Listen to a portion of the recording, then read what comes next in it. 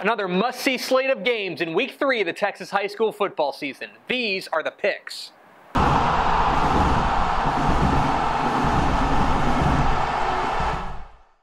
Welcome into the Picks, your guide to the Texas high school football weekend. My name is Greg Tepper of Dave Campbell's Texas Football and TexasFootball.com. Thank you so much for tuning in. We're now into Week 3 of the 2018 Texas high school football season. Some teams a surprising 2-0, others a stunning 0-2. But a lot of big games all across the Lone Star State, from Texarkana to El Paso, from Canadian down to the Rio Grande Valley. But we're going to start in Spring.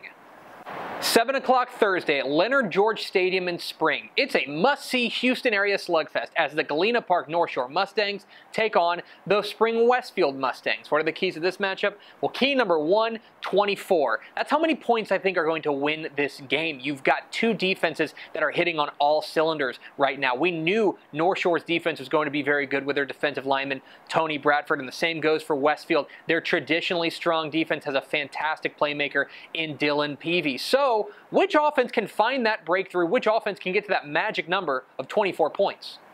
Key number 2, play action. Both these teams are going to want to pound the ball on the ground. Rayshawn James, the running back for Westfield, has been very good, and you probably know a little bit about Zach Evans, the running back for Galena Park North Shore. But one of their more effective chunk plays for both these squads is going to be when they pull the ball and run play action passes. Can Westfield's new quarterback, Roquan Washington, take advantage of a North Shore defense that's going to be loading up against the run? And same goes for Demetrius Davis, the North Shore quarterback. Spring Westfield has got to find a way to stop Zach Evans. Can Demetrius Davis hit a couple plays over the top? To me, this game comes down to who can hit one or two big pass plays. That's a big key in this one. And key number 3, Westfield's recent dominance. If you were to ask Houston area high school football fans who's been the better program of late, it'd be pretty close, but they'd probably lean a little bit towards North Shore. After all, they have the most recent state championship when they won it in 2015. But believe it or not, when these two teams have met, it's been Westfield coming out on top more often than not. 5 of the last 6 meetings Westfield has taken from North Shore. That's what we in the business call a trend. So the question is, does that trend hold up? Does Westfield just have North Shore's number, or will North Shore find a way through? Who am I picking?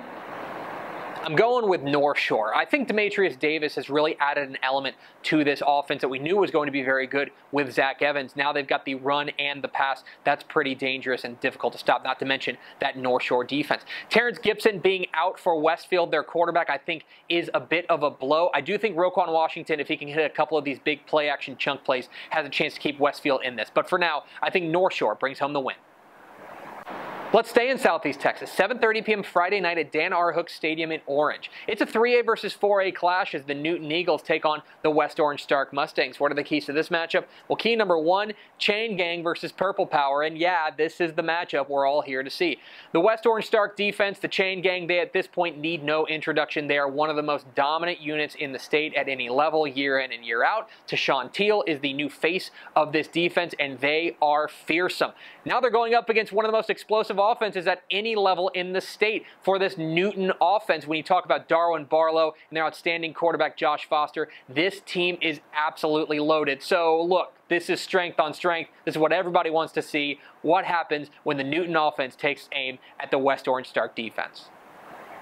Key number 2, Newton's defensive speed. For all we talk about the Chain Gang defense, this Newton defense can fly a little bit as well. Tamazia Brown, their outstanding do-it-all athlete, is all over the field, and when you add in a linebacker like Jadrian McGraw, you understand why this Newton defense can get sideline to sideline so quickly. The West Orange Stark offense is a bit of a work in progress at this point. Their new quarterback, Tyrone Wilson, I think has been better of late, but this is a very big key in this one. Can the West Orange Stark offense mitigate Newton's defensive speed?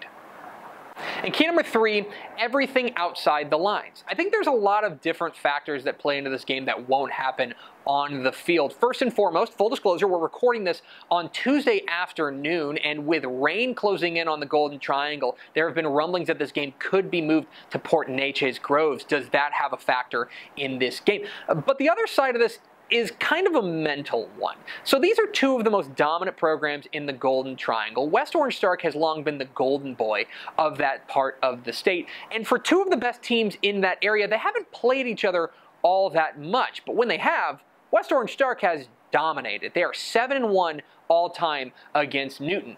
And you know what? I think that sticks in Newton's craw. I think they hear a lot about how great West Orange Stark is, and Newton wants to get to that level and be known as the team in the Golden Triangle. So with all these mitigating factors, all these things off the field, who handles the pressure of this moment better?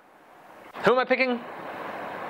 I'm going with Newton. I think this offense is for real. I really love what they bring to the table with Tamazia Brown, the do-it-all athlete who will be on both sides of the ball and in special teams, not to mention Darwin Barlow and Josh Foster. This team is absolutely loaded. The West Orange Stark Chain Gang defense is certainly going to have something to say in this game, but I just think that right now the West Orange Stark offense is a little bit too much of a work in progress. Newton, they look like the real deal right now. I think the Eagles sort of a win. 7 o'clock Thursday evening at Frisco Memorial Stadium. It's a must-see DFW 5A clash as Highland Park takes on Frisco Lone Star. And two new quarterbacks at the helms of these two teams. You've got Julian Larry, the quarterback for Lone Star, and Chandler Morris taking over for Highland Park. But the question here is going to be defense. Lone Star's defense has been fabulous through his first two games, but have they played a team like Highland Park? I'm not sure yet. This game is a toss-up, flip a coin. For now, I'm going with the defending champs. Give me the Scots. 7:30 p.m. Friday night at Comanche Stadium in Shiner. It's a fantastic small school matchup between Burton and Shiner, and this is strength on strength. You've got the superstar offense led by Demondrick Winters and Caleb Harmel for Burton going up against what has been an absolutely lights-out Shiner defense, has not allowed a point yet. That is the matchup we've all come to see, but I think the Shiner running game is going to be the difference here. I like the Comanches to hold serve at home. 7:30 p.m. Friday night at Landry Stadium in Mission. Mission Veterans Memorial welcomes in Brownsville Veterans Memorial, and I think this is the District 16 5A Division I title game here. I think these are the two best teams in that district, and the winner here will be in the catbird seat for the district title. A lot to like in this matchup, specifically the clash in styles. Brownsville Veterans Memorial, they want to grind it out on the ground and win with defense, while Mission Veterans Memorial wants to let their quarterback Landry Gilpin, the do-it-all athlete, let him loose in this game. I think this is a fantastic matchup. I'd be pretty surprised if it was decided by more than about 7 points. For now, I'm going with the team with the single individual best player. That's Landry Gilpin. Give me Mission Vets. Let's go to the Concho Valley, 7:30 p.m. Friday night at the Puncher Dome in Mason. It's the Mason Punchers taking on the Sonora Broncos, and I'm really interested to see how this Mason defense handles Brian Van Winkle and this Sonora attack. They've been sizzling so far. The key for me is Mason's ball control. Can they keep the ball away from Sonora? I think being at home helps too. The Puncher Dome's got some magic left in it. Give me Mason. And 7:30 p.m. Friday night at Buddy Eccles Field in Coppell. It's the Allen Eagles visiting the Coppell Cowboys. This is the site of Allen's last regular season loss way back in 2012. That was pre-Kyler Murray, believe it or not. And I think Allen actually does remember that. Now, Coppell's got some playmakers. This running back, Ryan Hurd, I think is special, and you're going to want to keep an eye on Jonathan McGill, their do-it-all athlete. He will be all over the field, offense, defense, and special teams. But for all we talk about Allen and their big-time attack with Grant Tisdale and Theo Weiss, I think the defense is the difference here. I think Allen takes home the victory. But those are far from the only big games in Week 3 of the Texas high school football season. Let's get to the lightning round. I like Andrews over Levelland. Give me Beeville Jones to beat Corpus Christi Toloso Midway, and Marion takes Blanco. Carthage takes down Marshall. Give me Medina Valley to beat Hondo. And I'm really interested in this one, but I think Huntsville takes down the defending champs, College Station. Give me Belton over Copperas Cove. Dillion beats Dublin, and I will take Dickinson to beat Pearland Dawson. The must-see game in Eagle Pass. I'm going to take Eagle Pass to take down rival Wynn. Give me El Paso Pebble Hills over El Paso Chapin, and Hutto stays perfect with a win over El Paso Del Valle. Era over Chico Hamlin beats Hawley, and Amarillo Caprock edges Lubbock Estacado. Malakoff squeaks by Mejia. La Jolla takes down Sherryland, and in a matchup of two teams with big-time pedigree, I like South Lake Carroll over Odessa Permian. Childress beats Panhandle. Lexington beats Rockdale, and Alice takes care of Rockport Fulton. Really interested in this one, but I think Cedar Park gets off the schneid. I think they take down a wounded San Angelo Central team. And in San Antonio, I think O'Connor edges Warren in a critical district matchup. Seymour beats Wichita Falls City View. Give me Shepherd to beat Orangefield, and Gunner gets a scare, but they beat Whitesboro.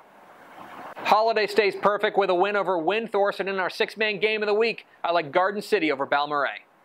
And those are the picks. What am I wrong about? Which games did I leave out? Leave comments down below. Don't forget to hit that subscribe button.